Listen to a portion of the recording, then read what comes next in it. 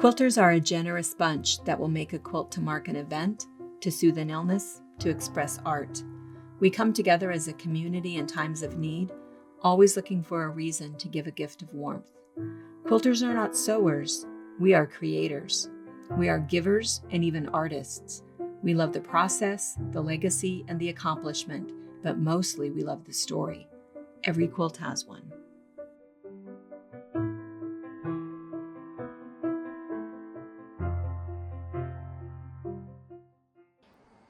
Hi, I'm Marian McMichael, and I'm from the Atlanta, Georgia area, and I've been quilting for just over 2 years, and it's become an addiction. So I've made 118 quilts in the last 2 years and 2 months. So after I'd been quilting a year, I'd given away almost every quilt I made the first year to family and friends.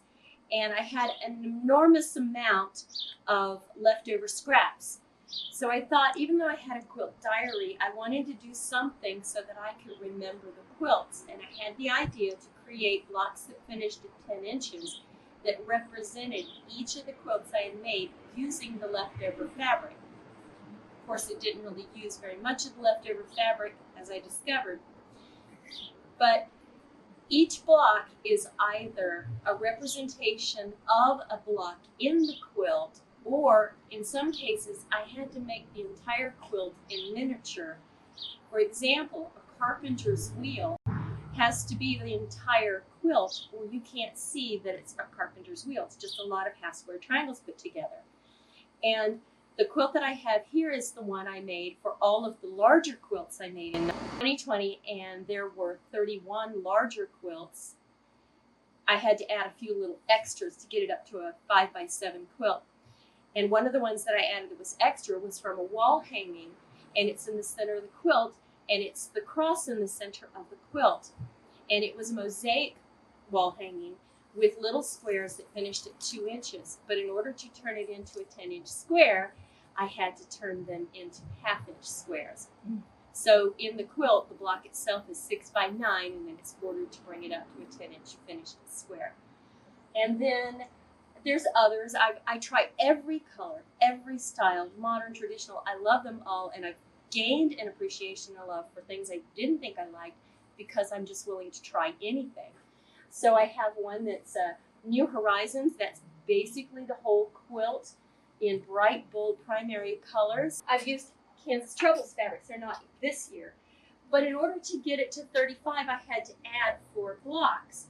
So the wall hanging was 1, but 2 others. I made a lot of placemats and napkins and coasters and mug rugs last year. So to represent that, I had leftover fruits and vegetables, and I made what is 4 little placemats with their little matching napkins on the block. For 2 of the blocks, applique the word 2020. I made 2 of the Tetris boards, and as I said, these are the only ones that I kind of cheaped out on, because each of these is 3,500 pieces, because each square in the Tetris, and there's always 4 squares in a Tetris piece, had 13 pieces in it, and they had little tiny half square triangles in the corner to make it look like a raised jewel. And I really meant that I was unwilling to do even smaller half square triangles to create those. So that's the 2 that I made for my grown sons. So this is my 2020 Throw Quilter Larger memory quilt. Marian, tell us what you have planned for 2021. Well, so far in 2021, I've made about 20 quilts, moving a little slower this year. So I'm trying not to get a situation where I'm at the end of the year and I have all those blocks to make. So as I finish each quilt, I'm trying to get the 10-inch square made.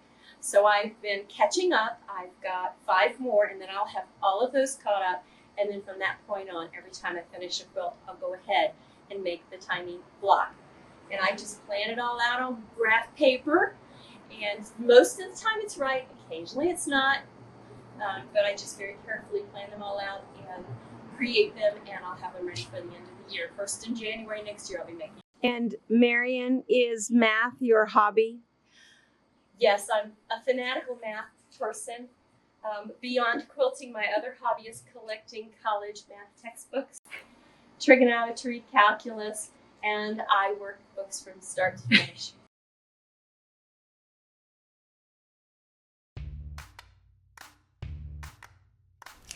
Thank you for watching our video. We invite you to leave a comment, hit the like button, or better yet, subscribe to our channel so you never miss an episode. You can also visit our Instagram, Twitter, Facebook, or Pinterest pages, or find all of those things and our online store at fabricpatch.net.